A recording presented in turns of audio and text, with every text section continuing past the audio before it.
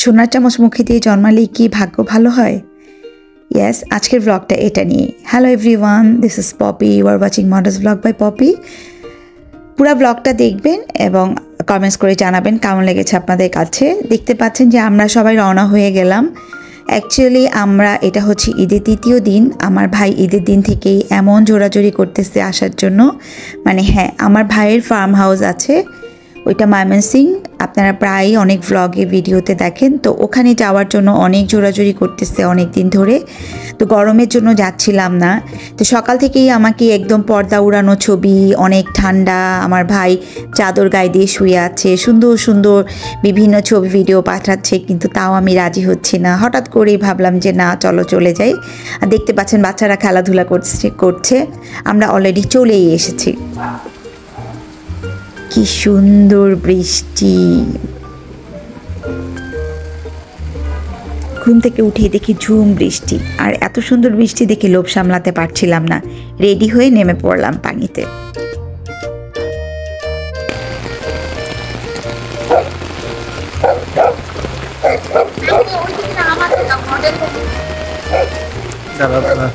আমার ছবি তুলি। তোমার ফোনটা এটার মধ্যে রাখতে হবে। হ্যাঁ, ফোনটা বাইরে রাখলে তো ভিজে যাবে। তুলতেছে আগে থেকেই, কাটতে পারবে না তুমি এগুলো। লাইফে কখনো এমন ফটোগ্রাফার দেখেছেন যে মডেলের ছবি না তুলে আমের ছবি তুলে? একদমই ডিফারেন্ট, তাই না? আর নিজের ফোনটা ঘরে রেখে আসছে, আর আমার ফোনটা পানিতে ভিজাচ্ছিল। আচ্ছা যাই হোক, ছবি তো তুলে দিছে, এই জন্য তোমাকে অনেক থ্যাঙ্কস। আমার জামাইকে থ্যাঙ্কস দিলাম। এই যে বিভিন্ন দিকে ঘুরে ঘুরে ছবি তুলছিলাম। আচ্ছা, এখন আমি আমার মেইন টপিক্সে চলে যাই। সোনার চামচ, তাই না? হ্যাঁ, আমি আমার বড় মেয়ের কথা বলছিলাম যে আমার মেয়ে যখন হয়, যেহেতু আপনারা অনেকেই জানেন যে আমার 8 ভাই, তো আমি একটা মাত্র বোন, ছোট, এবং সব 8টা মামার একটা ভাগ্নি যখন হয়েছে, মামারা তো সেই খুশি, কে কী করবে, কে কী দিবে। তো সবার আগে আমার 7 নম্বর ভাই পিনু ভাই, সে সোনার চামচ কিনে এনে সোনার চামচ দিয়ে মধু খাওয়াইছে ভাগ্নিকে। এটা ছিল আমার লাইফের সবচেয়ে আনন্দের একটা দিন। আমার মেয়ে সোনার চামচ মুখে নিয়ে জন্মাবে, এটা সবসময় বলতাম, কিন্তু এটা যে সত্যি হবে এটাই অবাক হয়ে গেছি। আসলেও সোনার চামচ মুখে দিয়ে শুধু জন্মালেই হবে না, প্রায়োরিটির একটা ব্যাপার আছে। ওর মামারা সবসময় ওকে বেশি প্রায়োরিটি দেয়।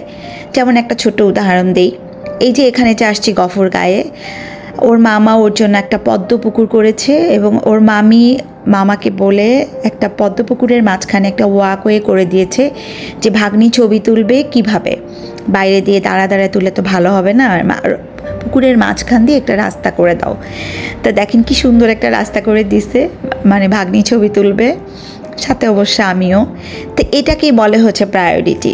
অনেক দিনের একটা ইচ্ছা ছিল যেভাবে বৃষ্টিতে ভিজবো আর ছবি তুলবো। তো এমনও হয়েছে যে বৃষ্টি শুরু হয়েছে, তাড়াতাড়ি করে রেডি হতে বসছি, রেডি হতে হতে বৃষ্টি শেষ।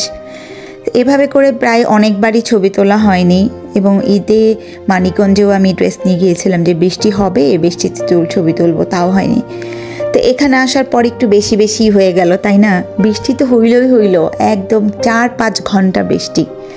আর কতক্ষণ আমি ঘুমিয়েছিলাম, ঘুম থেকে উঠেছি, রেডি হয়েছি, তারপরে বের হয়েছি, ছবি তুলছে এতগুলো, আবার আসছে এখানে। তো এই যে লং টাইম একটা বৃষ্টি, আলহামদুলিল্লাহ, এটা আল্লাহর আসলে নিয়ামত, আল্লাহ দিয়েছে, সেজন্য এত সুন্দর সুন্দর ছবিগুলো তুলতে পেরেছি। আর থ্যাঙ্কস হচ্ছে আমার ভাইকে, যে এত সুন্দর একটা পদ্মপুকুর করছে, আর তাকে ধন্যবাদ। আর তার চেয়ে বেশি যাকে থ্যাঙ্কস দিব সেটা হচ্ছে আমার ভাই ভাবি দুইজনকেই, যে তারা এত সুন্দর একটা পুকুর করছে এবং এত সুন্দর একটা ওয়াকওয়ে করে দিছে। আর এইটা না হলে হয়তো বা এত সুন্দর হতো না। তো আমি আমার ভাইদের কথা বলছিলাম। দেখলেন একটু আগে একটা ভাই পাতা মাথায় দিয়ে দিচ্ছে যেন বৃষ্টি না পড়ে, মাথায় ফুল দিচ্ছে। আর একজন দেখেন একটু দূরে দূরে ফুল ছিল, তো এই জন্য একদম ছুরি, বাসায় যেয়ে দৌড় দিয়ে ছুরি এনে ফুলগুলা কেটে কেটে দিচ্ছে। আর একেই বলে প্রায়োরিটি। আমার ভাস্তিগুলা দাঁড়ায় দেখতেছে আমার ফটোশ্যুট, তো একেই বলে আসলে প্রায়োরিটি। আর এই যে আমার জামাই, সেও দাঁড়ায় আছে, আর কারণ ক্যামেরাটা এখন আমার মেয়ের হাতে, ওই জন্য এই যে দেখেন পানিতে পুরা ভিজে সে এগুলা করতেছে, ফুল, সব ফুল তুলে সব পাতা তুলে আমাকে দিচ্ছে ছবি তোলার জন্য। তো আসলে এই ধরনের ভালোবাসাগুলা আপনারা কে কে পান অবশ্যই কমেন্টস করে বলবেন। আসলে এই ধরনের ভালোবাসাগুলা পাওয়া আসলে ভাগ্যের ব্যাপার, সবার জন্য না, সবার জন্য হয়ও না। আর এই হচ্ছে আমার মেয়ে। একে একে আমরা সবাই এখানে ছবি তুললাম, আমার ভাইয়ের মেয়েরা ছিল, ওরাও তুললো।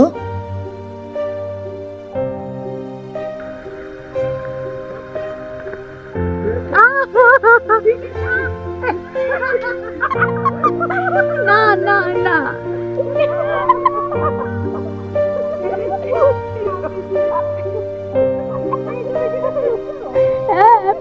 এরা দুজনই আমার ভাইয়ের মেয়ে। তো এভাবে করেই আমাদের বৃষ্টি ভেজা টাইমটা পুরা শেষ হয়ে গেল। তারপরে আমরা চলে আসলাম নাস্তা করতে, আর এখানে দোলনায় দুলছিলাম। আমাদের এই বাসাটা, আমার ভাইয়ের এই বাসাটা হচ্ছে অর্ধেকটা পুকুরের মাঝে সাইড দিয়ে। তো একদম বাসা থেকেই পুকুরটা দেখা যায়, যেখানে লিভিং রুম ওখান থেকে শুয়ে দেখা যায়। এটা আমার মেয়ে পানিতে মাছের কাছে বসে বসে নাস্তা করছিল। একেই বলে হচ্ছে ভাগ্যবান, ভাগ্যবতী। আর এই হচ্ছে ভাগ্যবান লোক, যে হচ্ছে একমাত্র মেয়ের জামাই। একদম এত বছর ধরে সেই মেয়ের জামাইয়ের আদর পেয়ে আসতেছে। তো আমার জামাই অনেক মাছ ধরতে পছন্দ করে। আমার ভাই পুরা জেলেদের লোকদেরকে ডাক দিয়ে আনলো, এনে তারপরে চলে গেল পুকুরে জাল দিয়ে এই বড় মাছটা রেখে দিয়েছিল ওর জন্য। এটাই পেলো, খুঁজে জাল দিয়ে এটাই পেয়েছে। তো একেই বলে হচ্ছে ভাগ্যবান।